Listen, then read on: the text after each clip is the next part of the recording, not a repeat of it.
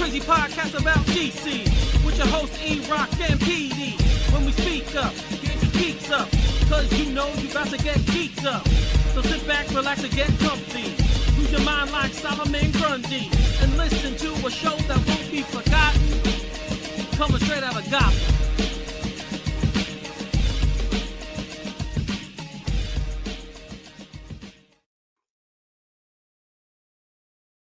And welcome, everybody, from the DC Universe to another episode of Straight Outta Gotham, episode 158. We are a fandom pop culture podcast and a proud member of the Batman Podcast Network, hosted by Batman-on-film.com. Make sure you check out all the other great podcasts associated with our network if you headed over to BOF and click that podcast drop down. I'd like to remind you, all of our faithful listeners, if you take the time to rate and review our show on Apple iTunes or Apple Podcasts, and we read it on there, you just won our monthly prize pack. So be sure to be in it to win it. I am your co-host from the other side of the Hudson River, Peter R. Rivera. I'm a senior contributor to Batman on Film, and today we're recording on August 31st, 2024, Labor Day weekend. And now, everyone's favorite part of the show, let me introduce you to my partner in crime, the man who is about to be the next head coach of the New York Jets. Ladies and gentlemen, the champion of Long Island, the man who will bring the Super Bowl back to New York, right? It's New York or New Jersey. I can't remember. Eric Holzman. I better not be the next head coach because that means we had a bad season. Well, it also means you got a hell of a paycheck. That's true. That's a good point. But yeah, football season starts this week. College starts today, and then the NFL starts next weekend. But are you excited? Yeah. I mean, this is a fun time of year. It brings me back to also when I played. Mm-hmm. So you start getting those every Saturday. Like now, I woke up early again. It's just my body clock is so used to it. So I got up early. Do you do your own two-a-days just to kind of mentally prepare? I should. Okay. I should. But I'd probably die now. I don't think I could handle the 2 days anymore. Okay. But yeah, it never leaves you. It's the funniest thing. It never leaves. The muscle memory's there. So I miss it from a personal standpoint, and then I also miss it. I'm also excited because the seasons are beginning. So very, very looking forward to this season. Again, I don't make any predictions because I've been a Jets fan way too long, so I'm not going to do that to myself. So you've already been a defeat. So I just because I just take it as anything good that happens, I'll enjoy it all the much more. I have no expectations, so we'll see what happens. I do like some of their players, though. There's some really, really good players, and so it's going to be a fun season, I hope. Are you keeping an eye on the Vikings? Well, the funny thing is, I tweeted this out last week because they had a guy they picked in the first round who turned out to be a bust, and they cut him, and then the Jets signed him to the practice squad. And then we know that Sam Darnold is now their quarterback. So they keep signing each other's players, and then we wonder why neither team ever wins because both teams are so bad. There you go. Okay. So you and Garrett have been spying on each other. Well, he's actually been contacting me for a different reason this week. I know I've told everyone here. The He-Man podcast is coming back? No, I wish we would do that. But he's also now doing the Duolingo to learn language, and he's been contacting me about that stuff. So... So it's been a different conversation, but what language is he learning? French?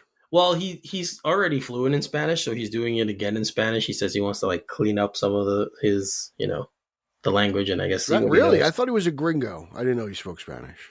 Yeah.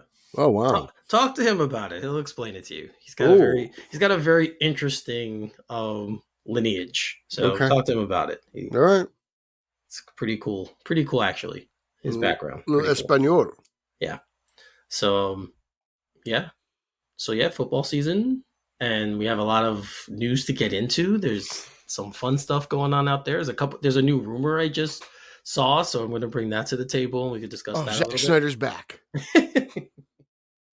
You know what's funny? You bring him up.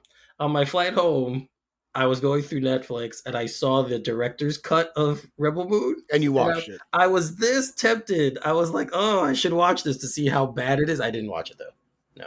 I have not watched the director's cut yet. So I was having Wi-Fi problems, and then I was like, "Yeah, this is not worth it." So I stopped. I didn't attempt, didn't attempt to go any further. But it was there, and I was tempted. So, but the rumor is not Zack Snyder, and I guess we'll just kick off with this one. I still don't know any full confirmation. I've seen it only reported one place, so take this with a grain of salt. Maybe Pete, you know that I don't. Okay. We know Batman Day is September 21st, and apparently AMC is going to be re-releasing Batman 89, Mask of the Phantasm, and Batman Forever. I think I saw this on Twitter somewhere, but I like you, I kind of didn't believe it. Right. I'm not surprised, mostly because I feel like it's an easy cash grab. They just did and like these popcorn buckets. They're going to sell 1 million of these I think these popcorn buckets are coming back. Everyone knows about the Lauer popcorn bucket. So I'm sure that the Batman was a test run to see how many of those damn things they could sell. And they probably sold like 3 million of them. I know. At like $26 a piece. I mean, I was traveling. If I was home, I didn't see any place here that they actually re-released the Batman. But if they were, I would have tried to go. I don't know if it was re-released around here, but I know that if you go to an AMC, you can still get the popcorn bucket. Well, I'll definitely be going I'm probably going to go to the movies this weekend. So if they have it, I'll pick one up because. Good luck. I think these things are probably sold out by now. I know that's the thing. I know they're probably sold out. And I've been actually seeing them on eBay for over 100. I did, yeah. I was thinking, you guys are crazy. Right. I'm not going to spend that kind of money for it. And they like Cinemark. I've got an Optimus Prime one. You guys can kiss my ass. Well, Cinemark, that's the funny thing. Cinemark has a store where you can go and buy them. Yeah. Yeah, they do. Yeah, but AMC doesn't do that. Which is weird. I think the last AMC popcorn bucket I had shipped from Ohio. Rob Myers bought it for me. And the other funny thing is when the Batman came out on the initial run, I didn't get to buy the mask one that they sold. That's it. That's the one. Yeah, the popcorn head. But then I went back. I went to see something else, and they had one displayed, so I was able to go back and buy it. Nice. So I got to get that. But that one's great. But I mean, this one's high quality as well. I just haven't found the time to do it. And at this point, I'm like, you know what? Maybe somebody else can collect it and enjoy it. You know. Well, Pete, if I go and they have two, I'll pick you up one. Thanks, appreciate it. I don't know when the next time I'll be at an AMC either. I go Regal's so close to my house, I can't go anywhere else. It just feels weird. Yeah, it makes more sense. It just feels like a waste of gas. I get it. Totally get it. It makes more sense. So, yeah. So that rumor, again, I read it yesterday and I was like, it sounds like a good idea. But it's the anniversary Batman 80s coming up. So I would imagine it'll do something. And it'd be cool. Like, the last time I saw Batman Forever, the last time in the theater when they did the last Batman anniversary, which was 2018, I think. It was 5 years ago, so yeah, so it makes sense. I guess it was Batman 75. So yeah, I guess it makes sense. Yeah, and that was a lot of fun. I saw all 4 of the original movies, and that was a blast. So again, like I remember you doing that. Batman Forever is great. Like a lot of people don't, as Bill would say, Batman Forever is a hit. Like a lot of people like to deny it these days, but to some people that's the real Riddler. So what are you going to do? Yeah, I mean that's the Riddler, the version of the Riddler that I grew up on. So it's still the Riddler that probably most people associate with is that kind of like, Yeah. So, well, that's a good segue actually, because Jim Carrey obviously played the Riddler in Batman Forever, and the trailer for Sonic 3 was released, and he's there again. He's coming back. So what did you think of the trailer first? I thought the trailer was good. I mean, it's insane because it's just like, I mean, at this point, we're getting the 3rd Sonic movie, which is I know. Nuts. I still haven't seen the second one, actually. I've actually dropped the ball on that. I really enjoyed the first one. Me too. I want to see the second one. I just haven't got a chance to do it. It looks cool. I mean, I believe Jim Carrey's playing 2 different versions of Eggman, which is interesting. I mean, which only Jim Carrey could do. I recently read an article on Jim Carrey in general where it was kind of about how he's kind of shunned Hollywood except for Sonic movies, which I thought was interesting. I guess he's just having that much fun, and he has enough money that he doesn't have to, definitely has the money. Yeah, he can take it easy. He's probably still making royalties off Ace Ventura alone, right? Like, and the mask, yeah. So I mean, he and Batman Forever, he probably cashed in on the 90s. But I do want to see it, and I believe there's also. I'm really far behind on my Sonic watching. I've been playing Sonic like crazy. I played the Sonic Superstars on Xbox. I love it. But I believe there's also a Knuckles show that I have to check out. I believe it's on Paramount streaming service though. I didn't even know that. Yeah, I think Knuckles has a stream. Either he had one that came out or it's coming out. But there's a Knuckles show I think somewhere in there, and I want to check that out. But I think at this point you have to give greatest video game movie of all time to Sonic. Yeah, he's got a damn trilogy. I know. Henry Cavill couldn't get a trilogy of Superman when Sonic the Hedgehog's got one. There we go. Henry Cavill couldn't get a sequel. Sonic got two. Yeah, the trailer. I mean, they give away a lot to me, but I don't know how long the movie is. But there's a lot in that. I can see this movie being more than like an hour 45 minutes, and then credits. Yeah, right? But there's a lot in this trailer. Like you do get a lot of plot points. You obviously immediately know what it's about. How they get there, obviously, that's different. But I'm really looking forward to it. I really like the first one, like you said. I only started watching the second one. I never finished it, so I have to finish it. But yeah, I think they're so well done. The voice acting is really well done in these films. So I'm looking forward to it. While I haven't seen the second one, I remember watching the first one. I was like, this one's really, really good. And it's like, but it's not like a video game movie. But by the time this movie ends and where they put Robotnik, you're like, oh wow, you guys are really just taking your time and like carving out a story. Yeah. Like professionals. Like this is how it's done. You didn't just try to throw it all in at once. You were like, okay, let's do this. If it's good, we pick it up from here. Like they know structure and how to write a story, and they really sucked me in with the first one. And it's again like I want to see the second one. I really do. And this third one will probably push me along the way. But like you could just tell it. Okay, they're setting this up really well. So whoever's in charge of writing that first movie, I give them a lot of credit because it was like it was kind of brilliant in a way. It was so well done. You're the one who told me about it. I didn't see it, and then you watched it. And you said I should watch it, so I did. Because even that first one, what they do at Robotnik, he kind of like works for the government, but it's robots. It's like almost very 90s. Like we know what you nerds like, but we're gonna do it the Hollywood way. Yeah. And then by the end of the movie, like I said, they turn it all around. You're like, okay, I know what you guys did. That's kind of cool. Yeah. So I'm again looking forward to this. Let us know, guys out there, if you're looking forward to if you watch the trailer for Sonic, and let us know what you feel about the franchise. Because like Pete said, I kind of agree with him when it comes to video game films. This is the standard, I think. I don't even. Right? I can't. I mean, you want to say for years it was Mortal Kombat '94. I think it was. I think that's the year that movie came out, the first one.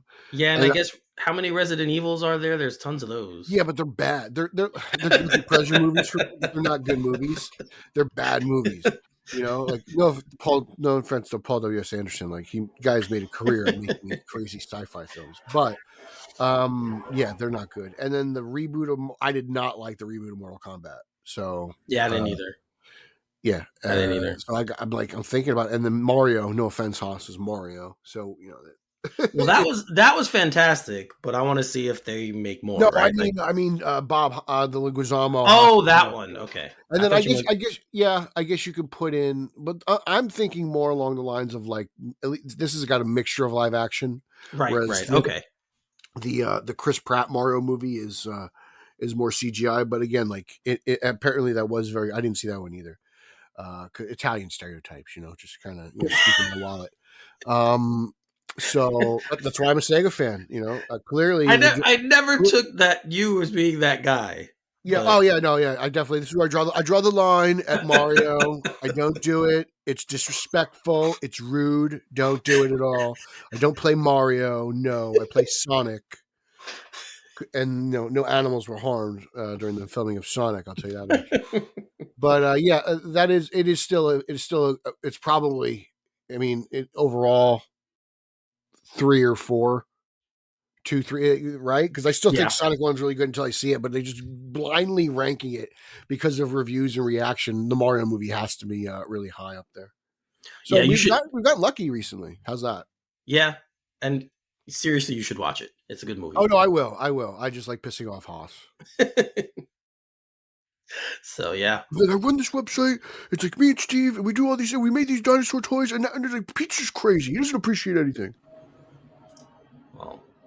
I think you appreciate things. So there we go. I do appreciate Batman. You do. You definitely appreciate Batman and all your comics. So I'll give you the credit there. That's my retirement fund. All right. So another trailer was released for the upcoming Christopher Reeve Superman movie. Dude, I don't know about you, but bring a box of tissues, will you? Seriously, like that's where I went just watching the trailer. Just I was weeping. Like, I know, man. This one, honestly, and I rarely say this, but I could see this movie challenging for awards in award season. I don't know. Again, when we first talked about it, they were like fighting to get it made and trying to get this, that. It was like kind of a struggle to get it through the film festival, and now it's here, and now everyone's talking about it. I'm like, we have been talking about this movie for months, and you guys are far behind. So, as usual, by the way. Yeah, so I'm so in for this. I can't wait for it to come out. I'll be there opening night. Like it's just the trailer just grabs you. If you love the character and if you know anything about Christopher Reeve, this movie, good to see it. Yep, it highlights everything.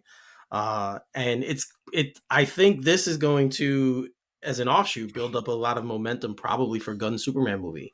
I hope so. Also, it comes off the heels of just probably the worst fan base we've ever experienced within this space. Yeah, and maybe they watch and they learn something. How's that? Maybe you guys get educated instead of outside of your propaganda. Yeah, I mean that's a good way to look at it too. It should leave you feeling good about Superman, no matter where you stand on the current status. Hopefully, it's something we all can agree on. And for the people who didn't grow up on Christopher Reeve Superman, because obviously I did. Go watch it anyway. Just go watch the film. I'm sure it's gonna be fantastic, and it's gonna be something again we all I think can agree on after we see it.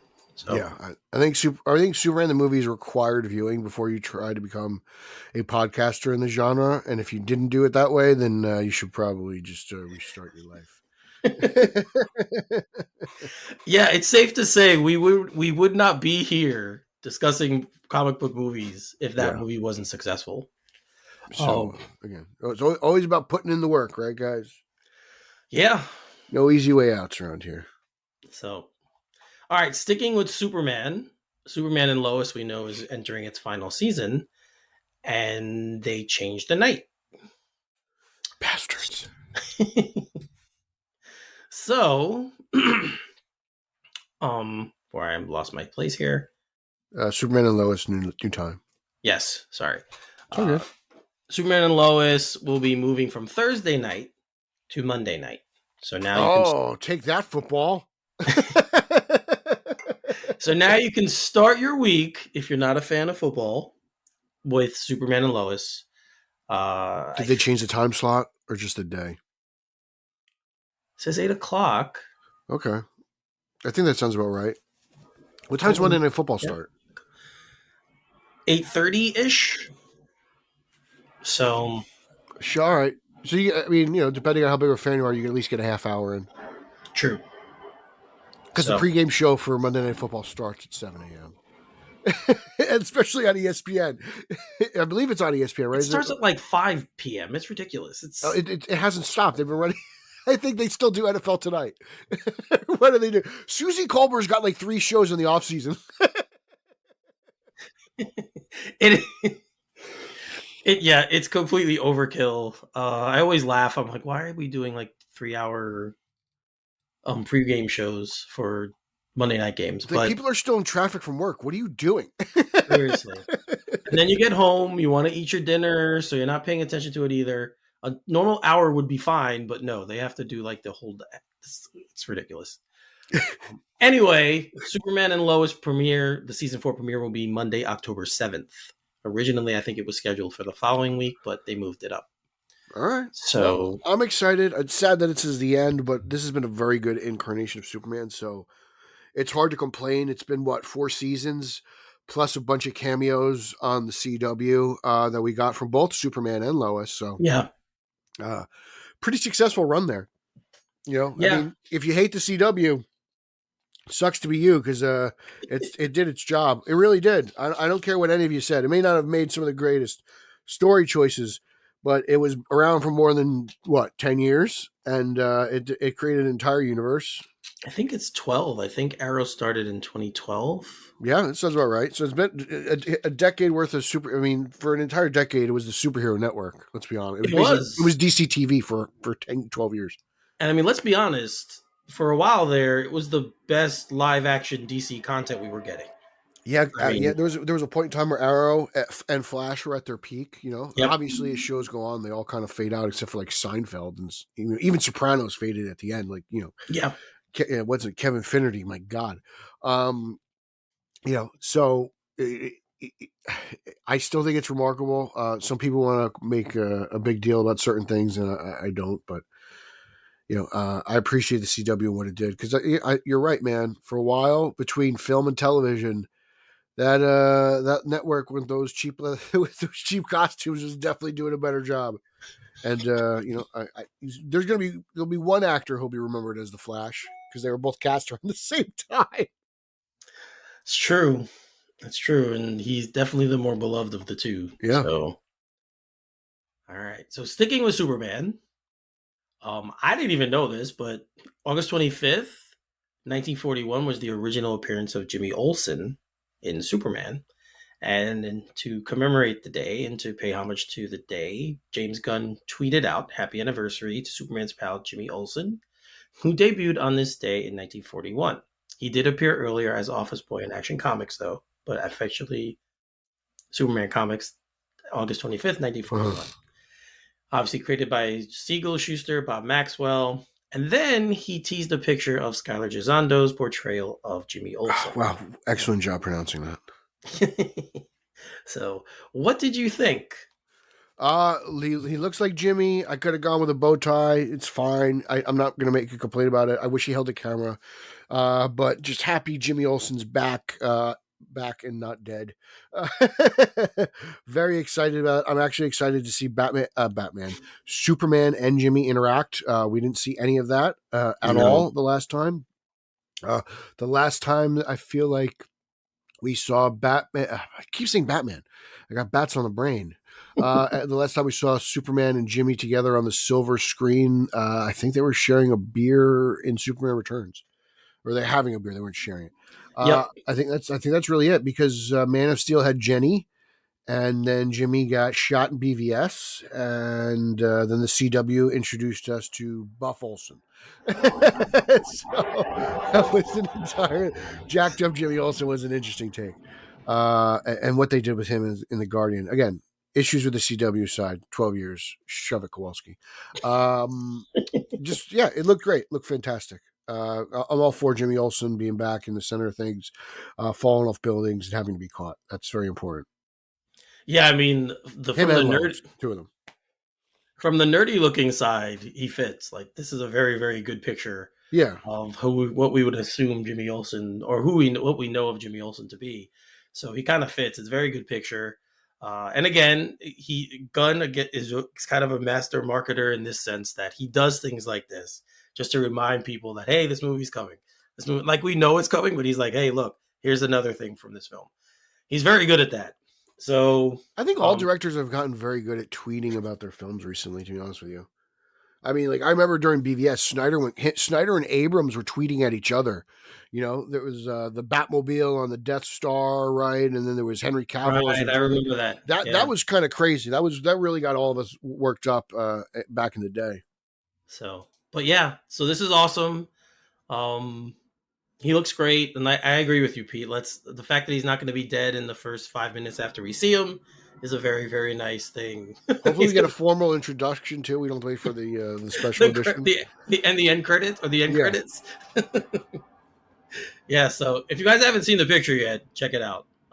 But very, very, very, very nicely done. Very well cast. Very nicely done. Keeping with the capes and tights as we always do here. We both know that a show that we're both anticipating, and it's almost here, is The Penguin. And there was a lot of questions about whether Batman would appear in it. Would Pattinson's Batman appear in it? And Matt Reeves says no. He will not show up. Yes. He will not show up in the show. Sorry, and sorry if you were looking for him. I mean, I know there were some people had like a visceral reaction. Well, then I'm not watching. Well, then don't. I really don't care. Aren't you surprised they made this announcement? Wouldn't you just kind of? Wouldn't the smart thing to do to not say anything and just have us all watch with anticipation, hoping he pops up at some point, even though he never does? Like, they don't need to tell us he's not going to be in it. They don't need That's to true. say he is. That's true. It might have been nice to keep that a little bit of a suspense and then have us like, oh, is Batman going to appear at certain points in the film? But it doesn't surprise me that he's not. I think they want to focus on the Penguin, obviously, and they want to focus on that story. Obviously, it's going to be on the outliers of where Batman would be. They did say, Lauren LaFranc, who's one of the EPs on the show, did say that the Spectre of Batman will be there, but we will never see him. She also said, here's their quote, actually. Matt's films are through the lens of the Batman, so you're high up looking down on the city. It's a different perspective. With Oz, you're in the city streets, you're in the grit and the muck and the grime. This is great. He's looking up, wanting to claw his way to the top. She continued, I think Gotham is an interesting enough city that it deserves to have more doors unlocked within it, and for us to walk through those and see what we think. I will say this, although we both know the show was trash, I felt like Gotham tried to do that. Gotham tried to do a lot. And none of it was good. But I feel like it did try and do those things, like focus on the city a little bit more, go to certain places that we don't always get to see. Right. So, but I think this show is probably going to do it a billion times better. So Reeves did talk about it, and because he was asked if he thought anything was lost by keeping Batman off the screen. And he says, I don't feel like it's missing something fundamental. I feel like it's an extension of what is fundamentally there. We know that this is the world of Batman. You're going down a different alley. So the Spectre of Batman is there. The Spectre of the Riddler is there. The Spectre of everything that happens in the last movie is there. It informs it, and it's exactly where we begin. So I am curious, will we see Pattinson, though? Maybe a little B-dubs? Ooh, yeah. Maybe this is a little tricky trick. Bait and switch. That's it, baby. Woohoo! Just one, because Bruce Wayne, I would imagine, traditionally very heavily involved in the philanthropy and the success of the city. This Bruce Wayne and Matt Reeves movie really kind of stuck in his shell, not looking past the mission itself. Curious. Maybe he does, maybe he doesn't. But I wouldn't be surprised either way. I am more surprised that they announced Batman not being in the show, though. Completely surprised. That took me as a shock, because I thought that was going to drag extra people into watching. Maybe he pops up, Right. Yeah. Also, we also got word. I don't remember if we discussed this. We probably did, but the Penguin will also be back in Batman 2. So there you go. That's right, baby. Yes. So we'll be getting him again. So it's not the end of Oz at the end of the Penguin. Oz will be back. The Penguin is set to premiere on September 19th on HBO. So it's literally, 3 weeks from now? 3 weeks away? Yeah. So it's crazy, man, how Penguin's really, since that movie's really gotten crazy, just ascended. Yeah. In print, in this movie, big part of the second movie. Well, I mean, he's obviously, like you said, a huge part of the first film, and the portrayal was so beloved. That's just, you strike while the iron's hot. It makes a lot of sense. So, but yeah, the suspense will be over September 19th. We will get our second look, actually, but our first look at this story surrounding the Penguin. So, all right, sticking a little bit with Batman. Recently, Nicole Kidman gave her opinion about how, some actors say acting in blockbusters isn't really acting. Hugo Weaving. Yeah. It's not real. It's whatever. However, it's not artistic enough, I guess. So Nicole Kidman did an interview with L'Officiel.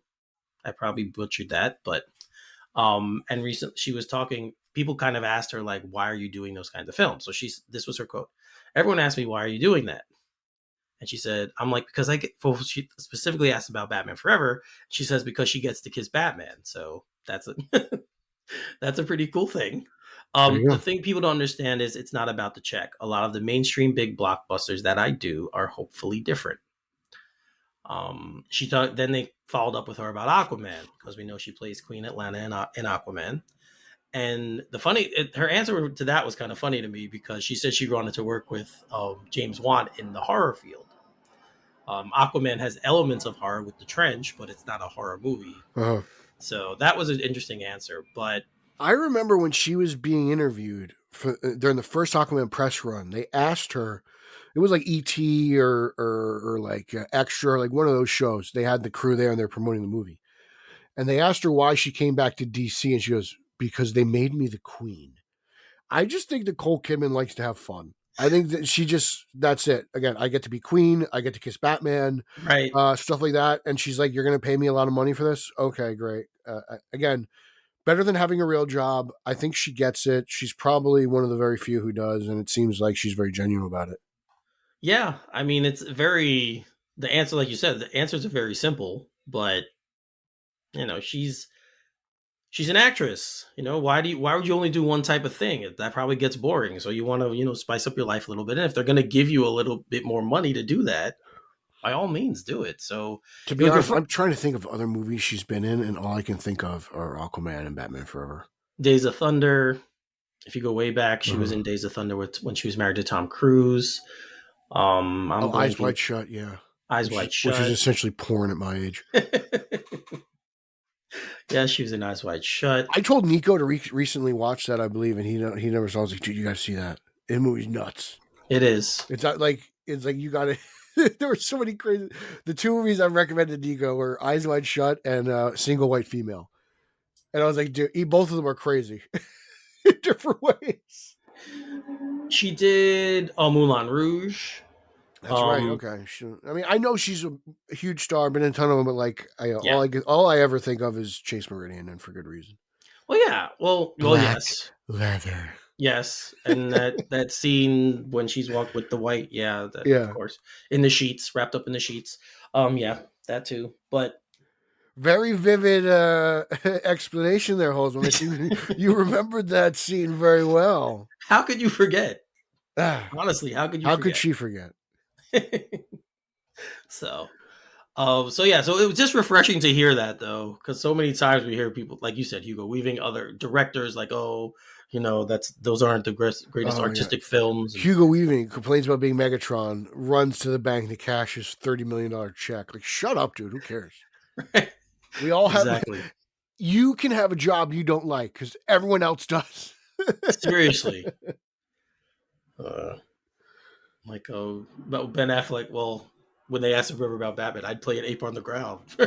And at the time it was about being in the Batman, but dude, you think about it, it's a broader context. Every day there's a new story about his personal life and what a mess it is, and I'm just like, thank God he's not Batman anymore. This guy, it was like, see, some guys don't get this reference. It was like when A-Rod was on the Yankees. Like, he could fart one way on the subway and it would make headlines. And I'm like, I don't care. Like, I just need him to bat like 320. I do think it's weird how it's how the story about, obviously, him and Jennifer Lopez split up. So it's weird how the story's told, though, from this perspective. She's been married like 5 times. No one focuses on, like, he's kind of being labeled the bad guy here. He's hard to live with. All this other stuff I'm reading. It's probably easy to live with. She's been married 5 times. Why are we not focused? It wasn't one of them to Puffy? No, she never married him. Oh, she just dated him? Okay. Yeah, she just dated him. All right, well, there's a red flag. But she's a red flag. As beautiful as she is, like, I would not marry her because you clearly don't know how to do this. This is really I would marry her knowing she doesn't know how to do that. I'm not. That is. I would date her. Dating, what we like to call a big old fat ass. We're gonna get canceled. Go ahead, cancel it. I'm going to cancel in Montreal. All right, keeping in DC, Peacemaker season 2 is coming back, and apparently, Robert Patrick's character is coming back. So, I think that's great news because I thought he was kind of the standout. He was great. He was. From what we know, this is kind of like a soft reboot of Peacemaker. Well, it's either that or they're doing some kind of flashbacky thing, in my opinion. I could have swore he said it was kind of like a soft reboot, like season 1, like some things, but like he did. You're right. I think I'm almost like 90% sure he said that. Like some things are going to carry over, some things are going to be new, and some things will be familiar. But then, like I got to see it to see where it all fits in. But. Well, at the same time, he says it essentially picks up where season 1 left off. So, what does that mean? I don't know. He's dead by the end of the final. I believe he dies in the finale. Yeah, or he dies. It was maybe the second episode. I don't remember the second to last episode, but it was towards the end. The character does die. Yes, he does. I wonder. I'm interested to see where it picks up. So, yeah, he said. I mean, he said a lot of things, but the main part of the quote where I was reading, it says, "We were doing a big scene for the second season of Peacemaker on Friday, right before I came here, wherever he was. He was at Tampa Bay Comic-Con. Uh-huh. So, yeah, he's back. I mean, he's going to be on the show. I think that's great. I guess maybe, the scope. Maybe he's a Force ghost. Rick would love that. Rick Shu loves the Force ghost, so Rick would be happy if that were the case. There you go. You guys could talk about it next time you're on Friends from Alderaan. Funny stuff. Anyway, keep it moving. So, Beetlejuice is coming out. There was a London premiere. I thought it was France. It was somewhere. It was Europe. Wait. Yes, the 81st. No, yes, the London premiere of Beetlejuice, and they asked Tim Burton about possibly doing a third one, and this was his answer. Well, if the same time frame goes on, I'll be about 100, so maybe. I doubt it. He's very interesting with his answers sometimes. He is very, very interesting. So I wonder, I think they're probably waiting for the response to this one. And again, if both of them feel like there's a story to be told, that's usually what they're going to do. Would you see the studio doing this without either of them? Like, no. I could see Burton not coming back.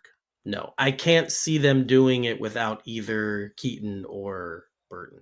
They need or Ryder, to be honest. Okay, I mean, I haven't seen the movie yet, so I don't know how big a character is in this one. Right. Obviously, Ortega's trying to pass the torch. I feel like, yeah. But like, in a sense, I'm not sure because like I don't think Burton really has an idea for what a third movie could be. Like, he's not somebody who could just write a movie after you give him a check. I feel like he's got a, I think it took him like 30 years to come up with this idea.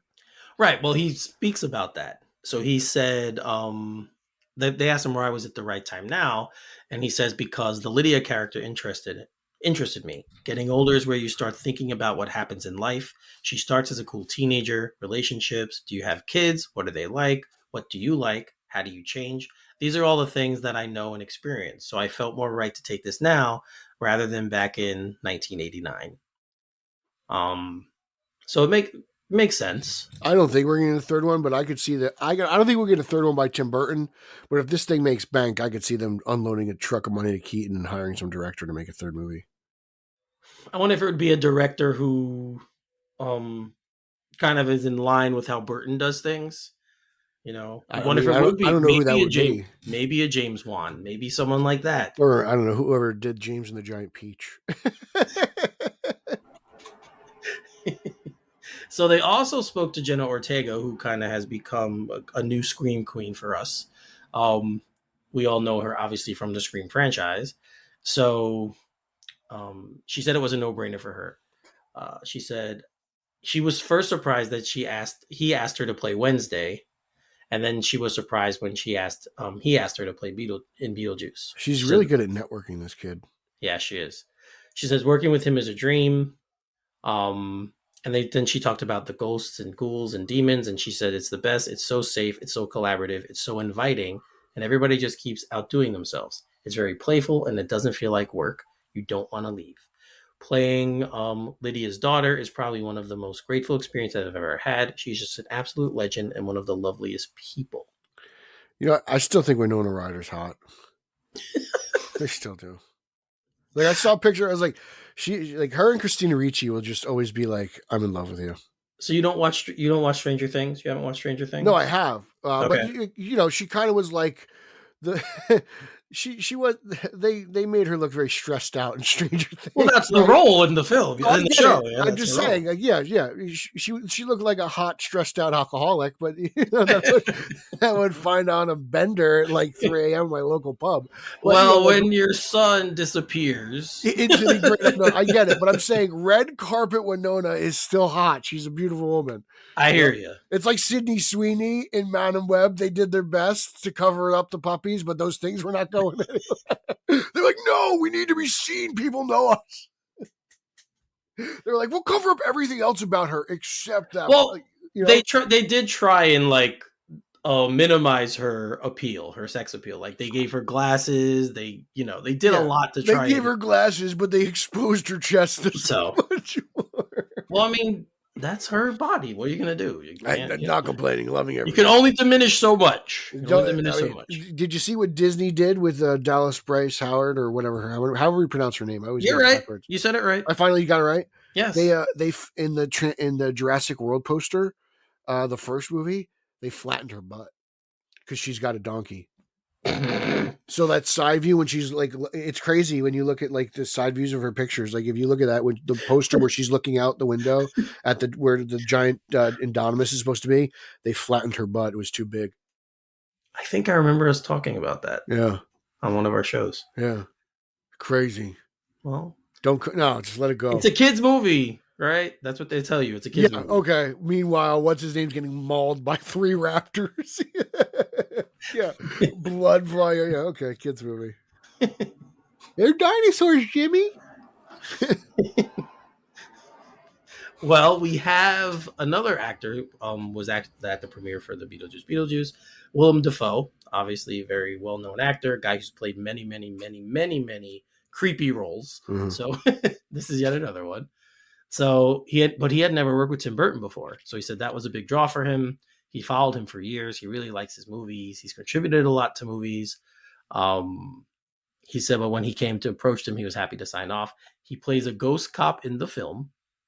But before I died, I was a B-list movie star, which I think is fantastic. That's the character in the film. Amazing. He says he gets a chance to poke fun at himself and do a lot of the face altering that obviously his face is very expressive. So it's just cool to see this movie. The more I read about it, the more I hear about it, I'm getting more and more excited for it. So were you, what camp were you in pre-Beetlejuice 2? Were you like, I need Beetlejuice 2 or Edward 2? Oh, that's a good question. I personally, I love Beetlejuice. I love Edward a little bit more. That's a really good question. It's tough. They're different movies, but Edward Scissorhands is, I think, one of the greatest movies of all time. To me, it's I mean, the style of it to me at the time so was very groundbreaking. Yes, it was very groundbreaking. Yep, I agree with all that.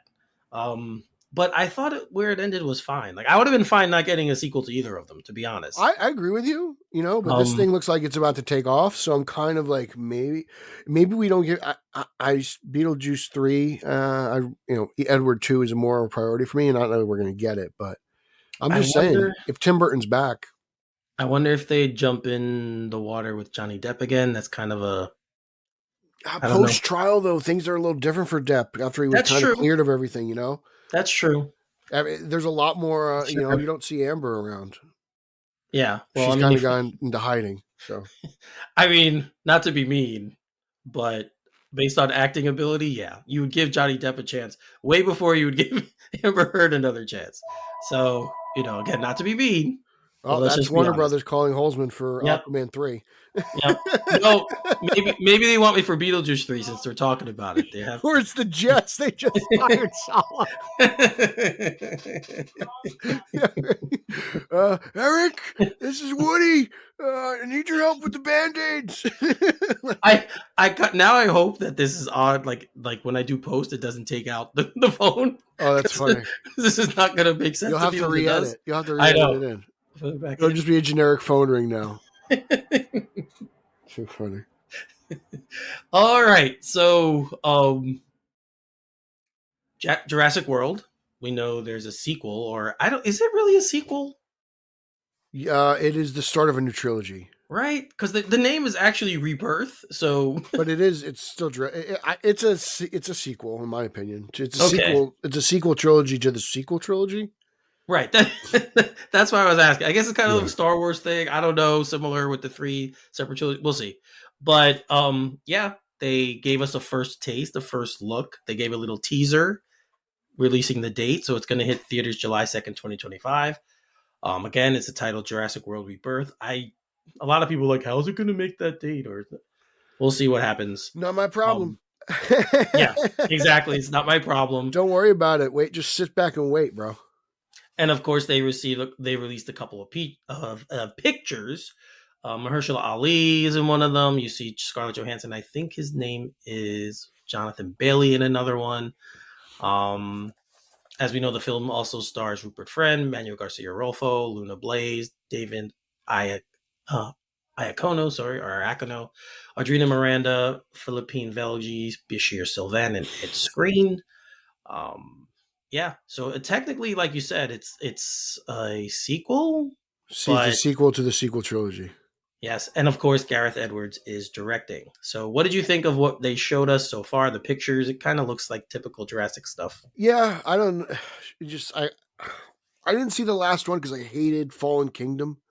Like I did just despise Fallen Kingdom, but these movies have made $1 billion each, which So is bad. crazy. But it's funny because even getting the gang back together did not get me to the theater for the next movie. It just really looked like it jumped the shark, and It's I'm a big fan. so The very first movie I like, Jurassic World. I enjoy that movie. It's kind of a remake boot. I appreciate that, but after that, I think they've really missed the mark. it's Dominion is so like everything is so shoehorned and Yeah, it's so bad. I don't know. They try to make certain things interesting, and again, I watched it just on a whim. I was sitting home and it was on, and I caught it in the beginning. So I'm like, oh, let me watch.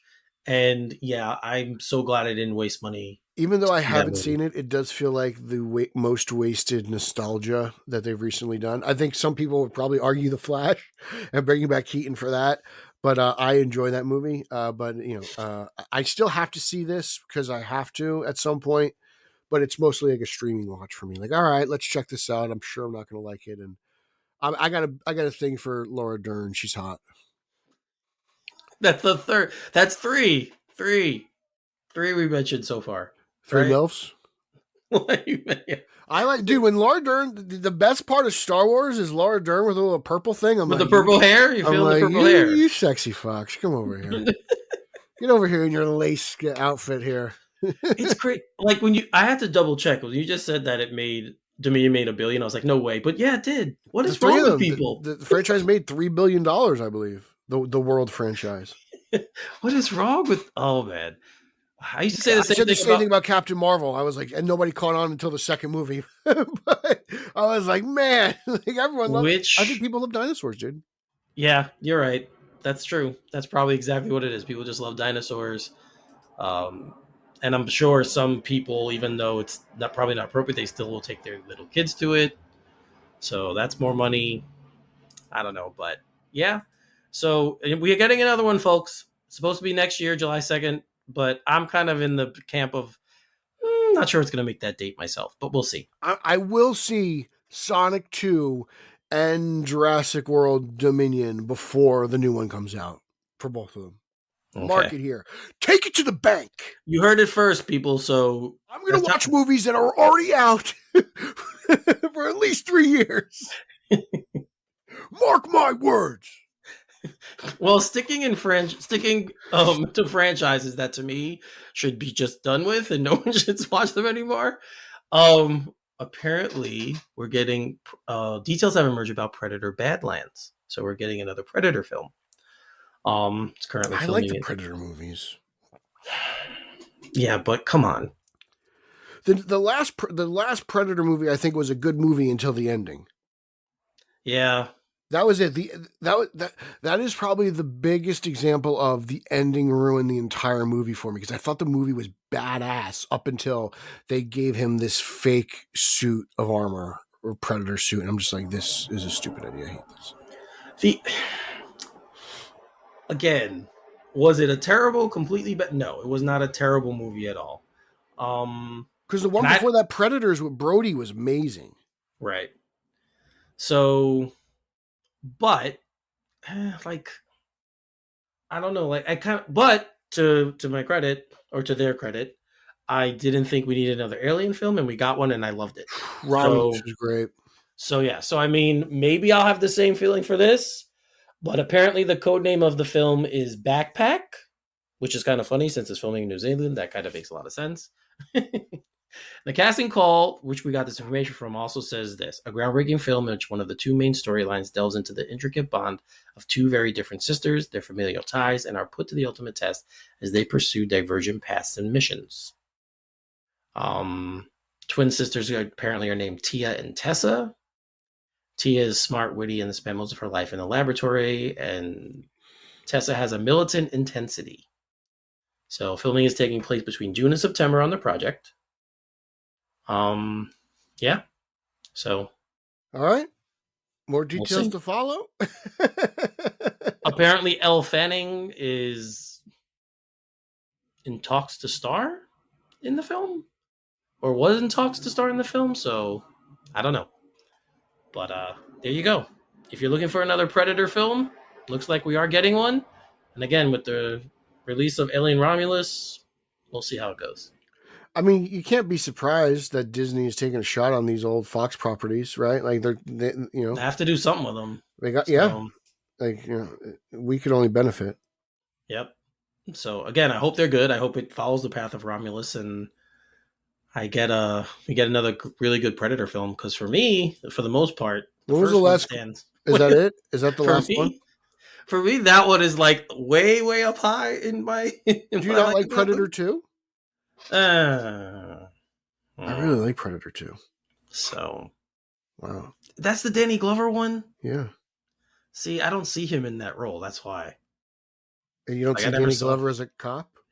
Well, no, I see him as a cop, but not in that kind of a film. Like I see him as Murtaugh in in Lethal Weapon, in a comedy. I don't see him as a kind of badass kind of cop. Like that's not. I don't know. To me. I like him doing that type of role. It's kind of that, and it's also like I kind of like that type of guy taking down a predator. I like how different they are. Like they are different. Predators. You have the military aspect, and then Predator 2. He's just a regular cop. Like I kind of like how it's different, and I like Keyes. I like Gary Busey.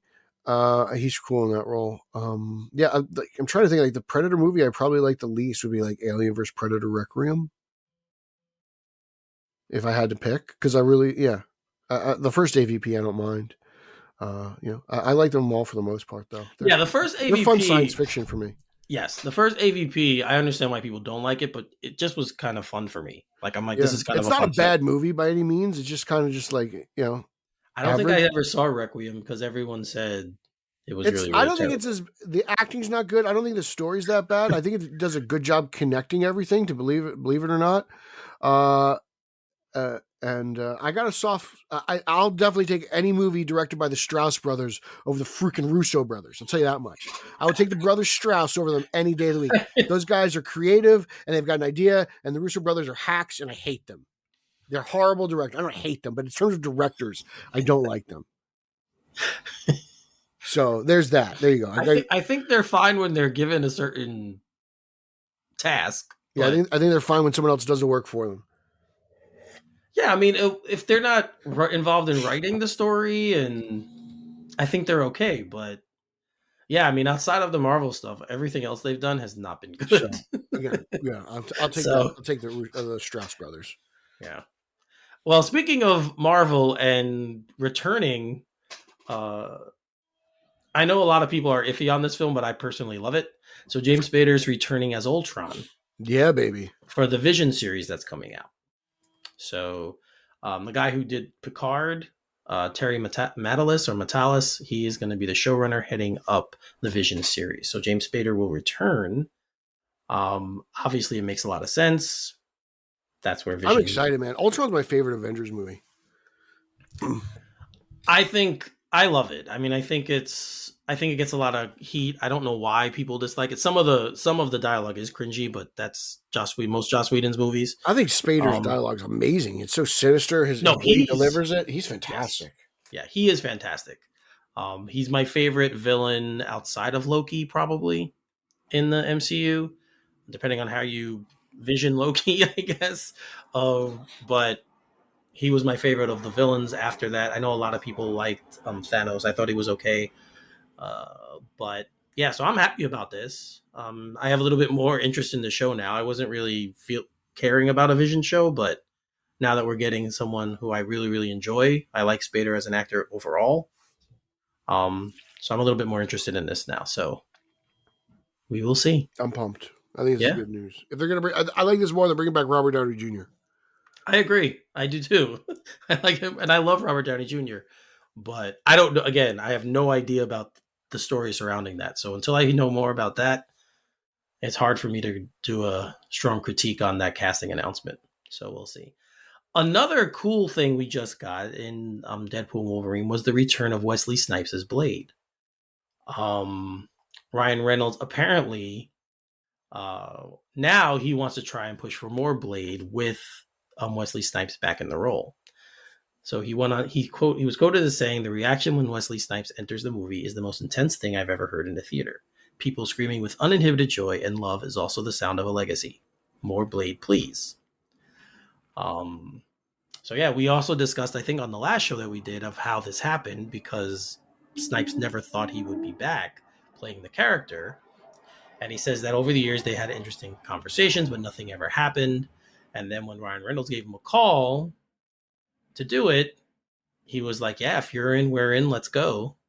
And that's how it happened. So would you like to continue the Blade story of Wesley Snipes' as Blade, or see him maybe in the new one with Mahershala Ali? Like, what would you, if they were going to do this, keep going with Wesley, how would you like to see it done? I'm all for Wesley having a cameo of some sort in the Ali movie. I don't know if the Ali movie's ever getting made. That's a good point. I also am of the mind that, Wesley had his time. It's time to pass the torch. It's time for another actor to take on the role. I still don't know if the Ali movie's getting made. Right? I know, that's the funny thing. Just to say that for a second time. I also, in my theater was, I only saw the movie once, but Gambit got the biggest ovation out of everyone. Wesley, everyone was shocked to see Wesley. There's more of a gasp, but Gambit definitely got an ovation at the theater. I don't know. I don't know how many people remember the fact that Blade saved the genre in '98. You want to talk about post-Batman world, Kowalski? It started in '98 after Blade saved the genre from Batman and Robin. I think his time has come to pass the torch. It was cool. He got a little send-off. Him and Ryan Reynolds patched it up. I know Blade 3 was they hated each other on that movie, so I'm glad that they're friendly again, and he was able to get just one more go at it, because that's more or less that's kind of the last time I want to see Wesley's Blade. I think it was cool to get a little cameo because I think Blade 3 is horrible. I don't like that movie, and I will go right from Blade 2 to Deadpool and Wolverine. Okay. Yeah, I totally... Yeah, I kind of agree with you. I don't need to see any more of his Blade. That's a very specific part, like you said, in the history of the CBMs, and he literally, like you said, saved the genre. So I think that kind of has a special thing on even in and of itself, and we don't need to see. It was very cool to see him in Deadpool and Wolverine, but that movie clearly was paying homage to all of the Fox history with these characters. So it made a lot of sense. But the funny thing is, that's not even a Fox movie. That's a Warner Brothers movie. It's New Line. Yeah, which is even, like, I love that little tidbit. Like, it's a WB Marvel movie. Yeah, that's true. Actually, that's a very good point. But yeah, it was very, very cool to see him, and I thought it was fantastic. But that's kind of the way you should just leave it now. Like, I don't think we need to see anymore. I think it's good. I mean, what honestly, outside of, what was the last movie Wesley did? I can't even think about it. Right, Coming to America. I didn't see that one. He was in that. Okay. Yes, and it wasn't good. So, all right. He was good in it, though. He was fantastic in the movie. But what was his last headlining role? Oh, I don't even know. Right? Like, because he had that tax issue for a while. He had his legal troubles, and that kind of put him on hiatus. Yeah. So yeah, like. I don't even know. I don't even know what movie I love U.S. Marshals. That's great. U.S. Marshals was good. What's the other one I'm thinking of? He's been in a lot of really good films. I mean, obviously, I go back to New Jack New City. Jack City, yeah. Like, so that's, and that's funny. I was just thinking about that. White Men Can't Jump, right? White Men Can't Jump. Yep. Him and Woody Harrelson. Yeah, he's been in a lot of really good movies. Sugar Hill was another movie he did that I liked. So lots of really good films. But yeah, I don't need to see him play Blade again. I'm good. He doesn't. The age is starting to show a little bit. The age is starting to show a little bit. So, all right. So I know you're not super excited for this, but I am. Spider-Man Noir is coming, and apparently Lord and Miller are fighting over Sony with the budget on the series. So, yeah. Sony is also not expected to renew the 5-year deal that Lord and Miller signed in 2019 when that contract ends. Pete, you're muted. These guys get into trouble, huh? Yeah, it doesn't seem like they can hang on to anything. Yeah. So I think they did Game Night. Didn't they do Game Night? That was cool. I believe they did. So maybe they just get a little too anxious with these big superhero movies, these big franchise type deals. I don't know. Yeah, I mean they were supposed to develop series based with the Marvel characters that Sony has rights to. So it was possible we could have gotten other, another type of Spider-Man thing outside of Noir. These guys were attached to Flash at one point, weren't they? I think they were. I mean, everyone was those. Yeah. So, yeah, maybe this won't come out. I hope it does because I think it's a really interesting take. But yeah, it might not. I mean, if they can't agree on a budget, they might walk away from it, and then it's just going to be sitting I'm there. still in the camp where some things need to be watered down, and I think Spider-Man's one of them. Like there's a lot of Spider-Man going on right now. Like you're going to have 3 different ones going on. I think Spider-Man's got to be cut back a little bit.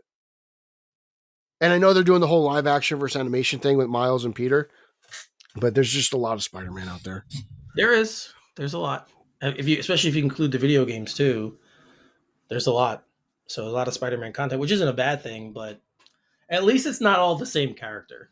So that's the one thing. Yeah, that's fine. But it's still like it's just a little concerning. Like you guys are really stretching it thin. This is part of why the genre went through its recent because everyone's like, all right, everything kind of seems a little regurgitated at this point. Checking out. I feel like Spider-Man's kind of like in the same vein as Batman, though. Like you can do a lot of different things, and people will probably at least still take a little bit of an interest. Yeah, no, I'm with you. But then again, I remember Flash. It always comes back to the Flash. It's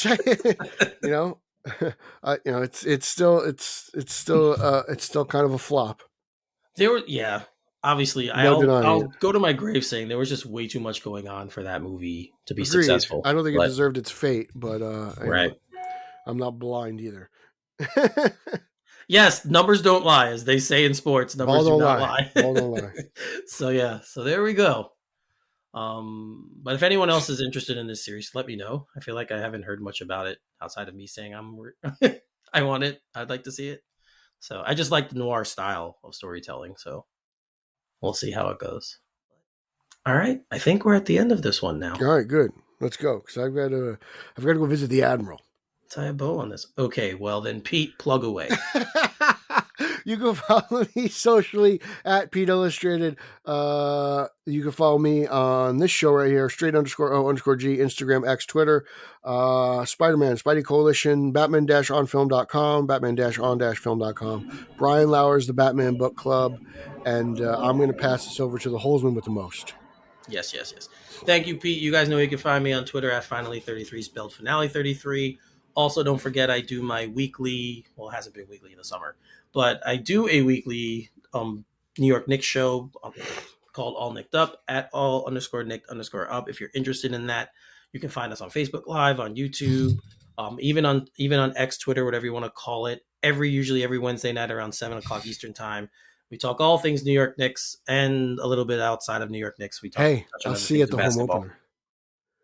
You're going? Or you're working? No, well, they're playing each other. You're home opener. That's true. Yeah, that's true. This guy, he's got a show. He's a fake fan. He didn't even know. It was just announced too, right? They just did recently. Yeah, the schedule was dropped within like a month. Yeah, nobody cares. The big dates. It's like nobody cares about the NBA schedule yet. I know. So what's that? Who's playing on Christmas? That's all they care about. Right. I remember they announced the Christmas dates and then the opening night. You're right. I'm sorry I blanked. I'm sorry. I've been very, very busy. You've been traveling. So I'm traveling all over the place. All right. So so I think that's it. I think we got everything there. So, lastly, we're recording this on August 31st. It is Labor Day weekend. I hope everyone out there enjoys their weekend. Has a very, very nice holiday weekend. Happy Labor Day to all. And happy end of summer. If you like the fall's here. So get ready. Pumpkin spice all over the place. Apple cider donuts. There we go. There you go. I'm in. All right. So for Pete, I'm Eric. You're listening to Straight Outta Gotham. And we'll see you next time. Booyah.